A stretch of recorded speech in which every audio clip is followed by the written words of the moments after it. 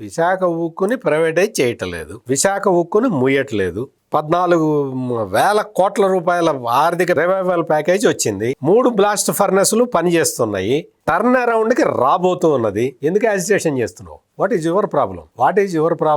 నీకు ఇప్పుడు వచ్చిన సమస్య ఏంటంటే నువ్వు దొబ్బిన డబ్బులన్నీ తిరిగి కట్టాల్సి వస్తున్నది. అందుకని ఈ కొంతమంది యూనియన్ నాయకులు, కొంతమంది వైఎస్ఆర్ కాంగ్రెస్ పార్టీ నాయకులు వీళ్ళందరూ కలిసి మేము ఉద్యమాన్ని చివరి వరకు తీసుకెళ్తాం అంటే మళ్ళీ మూసేయిస్తావా?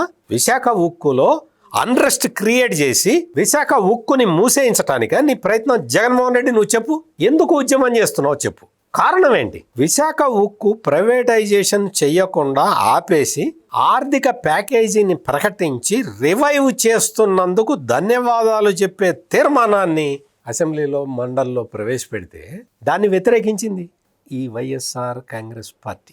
ఎందుకు వ్యతిరేకించావు? నీకు ఇష్టం లేదా? అంటే విశాఖ ఉక్కు రివైవల్ ప్యాకేజీ నీకు ఇష్టం లేదా? చెప్పు, అదే చెప్పు. నీకు ధైర్యం ఉంటే